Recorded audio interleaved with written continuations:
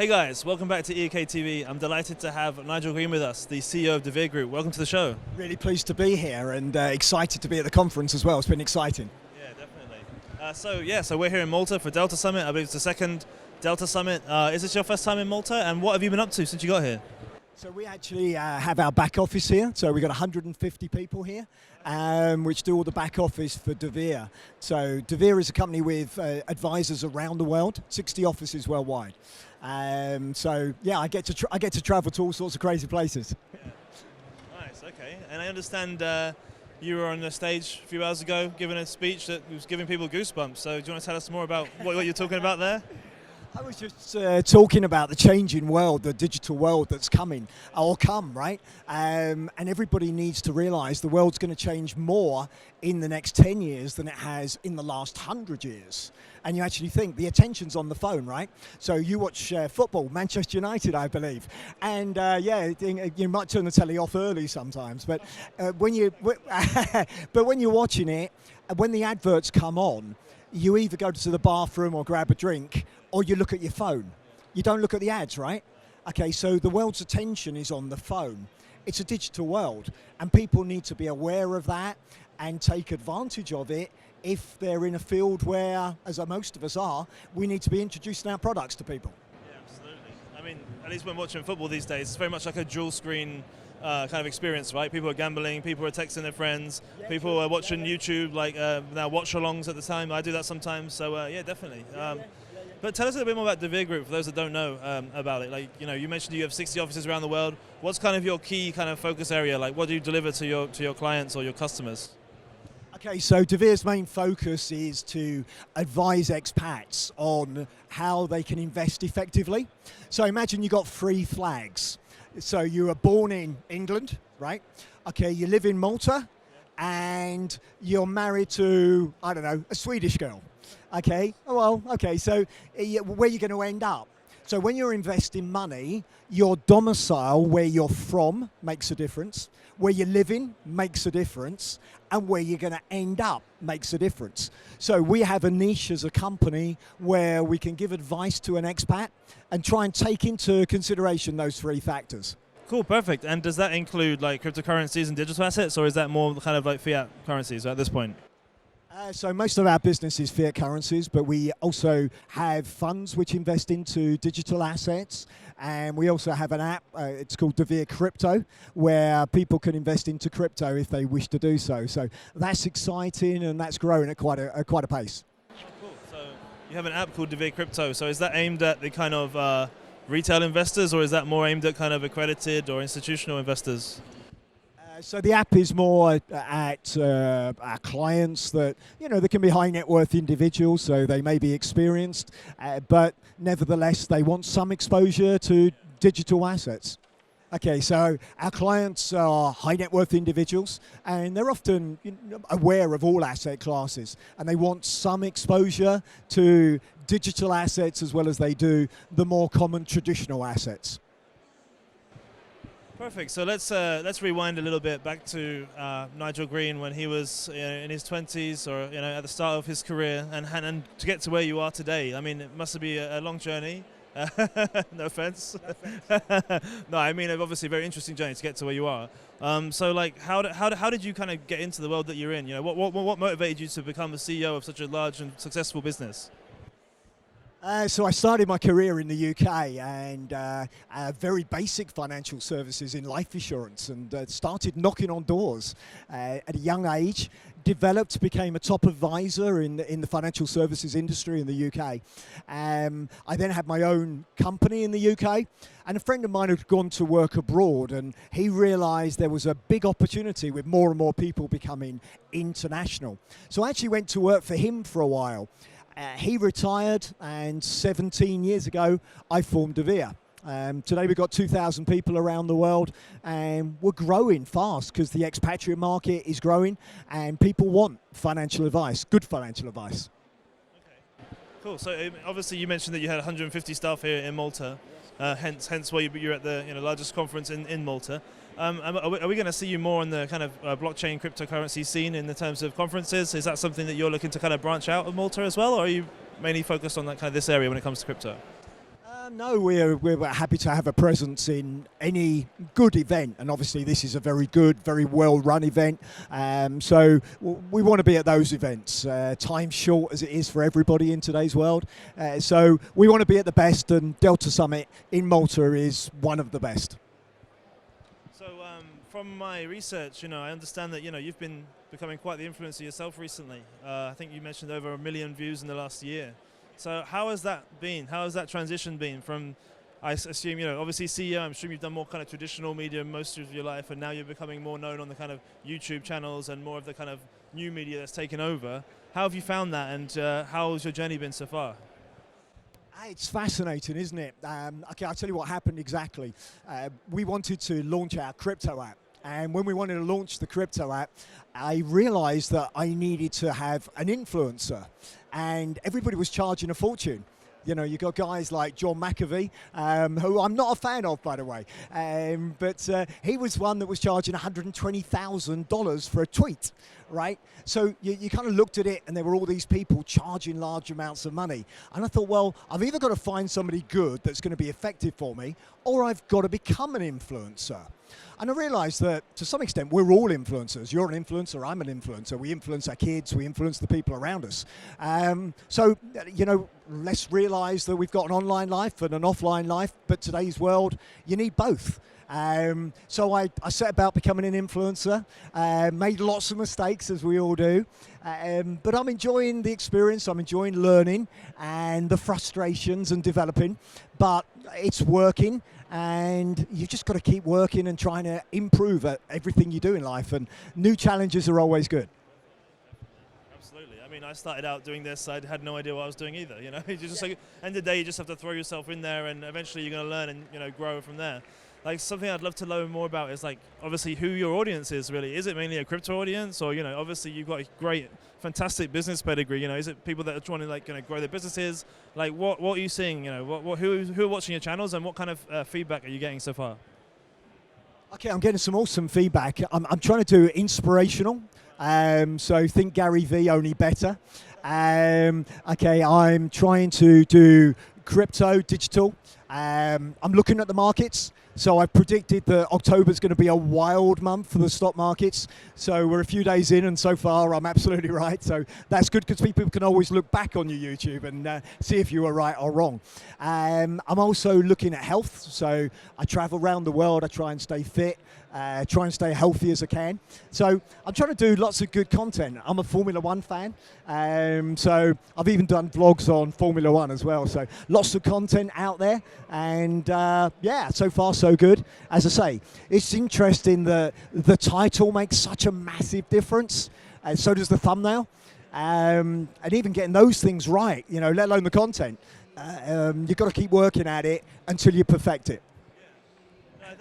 I think it's great, because anyone who's going to be anyone these days, they have to be how do I say authentic, and they have to be vulnerable. They have to show people different parts of their life. I mean, you mentioned Formula One, you mentioned Chelsea to me earlier. Boo. That's my vulnerable one. Yeah, it's definitely a vulnerable one, but we're in the same boat there, so I feel you. But yeah, it's all about bringing your personality and your charisma over. Nobody likes people that just sit there and like, oh, look at my millions, or look at me in Bahamas, But, maybe that's how it used to be like 10 years ago. People have this idyllic lifestyle, but now I feel like people are opening up so much more. The more you give, the more you get, So I think it's great that you're talking about all your different interests, not just, your business side. I think it's perfect. Yeah, so you mentioned that you gave a prediction about the rocky October. So, what's coming out next? We've got November, December, end of Q4. What do you think the price of Bitcoin is going to be at the end of 2019? Okay, so let's go 29. Yeah, right on the spot with 2019. So I predicted a wild October. And the reason for that I feel the trade wars that Trump and the situation in America, which is causing a problem in China, which in turn is causing a problem in Germany, because Germany's an export nation. So if China slows down, it affects Germany. Actually could be good news for Brexit, surprisingly, because Germany suddenly needs to do a deal, because Germany's slowing down because it can't export to China, which is slowing down because of the trade wars with America. Okay, how does that affect Bitcoin? I do believe for some people, and only some people, it's an alternative. It's an alternative currency. If they're worried about the dollar, they want to put it somewhere. So I'm actually going to say that Bitcoin's going to be doing well, and there's going to be a surge towards the end of the year. Okay, I'm going to go 12,000 plus. Okay, and let's see if we could do more than that. But I'm actually thinking that there's going to be a good surge towards the end of the year as people look for alternatives, particularly the younger people, and become more and more concerned about the markets that there are around the world. Well, I think I'd be happy to take a $12,000 Bitcoin by the end of the year. I think I was personally quite surprised at the reaction of Backed. Like, Backed came into play, and everyone was assuming it was going to be a huge run up, because of the price of that coming in. But it actually became a downtrend. We think we dropped about 2,000 recently. What do you think was behind that drop then?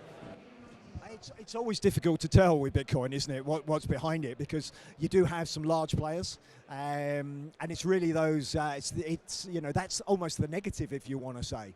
But I actually think that over a period of time, that will even itself out. So there are always going to be these larger drops because there's some people who've got larger amounts of it, and they don't always want to hold, right? Okay, they may give the advice of that, but they don't always. That doesn't mean Bitcoin's not going to be successful. It just means that it is going to be more diversified amongst more people in the world. So actually look as a drop as a good thing, not as a bad thing. It means that it's becoming more diversified. And at the end of the day, as more and more people take some Bitcoin, that's actually more important, that actually there's a spread of more people holding it rather than a smaller number holding it. So actually look at it as a positive, not a negative. Ultimately, that makes Bitcoin even more decentralized and, in the end, in the long run, less volatile as a class. So, obviously, as a distinguished business, professional and somebody who's achieved a lot in their career, you must speak to a lot of successful people and rub shoulders with the high society. I'd love to know what their opinions have been of, when you've been speaking to those people about Bitcoin and crypto, or whether they think you're just talking about crazy internet money. Okay, yeah, when you talk about Bitcoin, you get both opinions. So you get some super intelligent people that love Bitcoin, which is fantastic. You go, right, this guy is super clever and he loves it. And then you also get some super clever people that don't, right? And you see that, from the major investors, whether it's Warren Buffett, who, doesn't believe in gold either, by the way, right? Okay, so he says gold doesn't do anything, doesn't yield anything, right? It just sits there and it looks nice, right?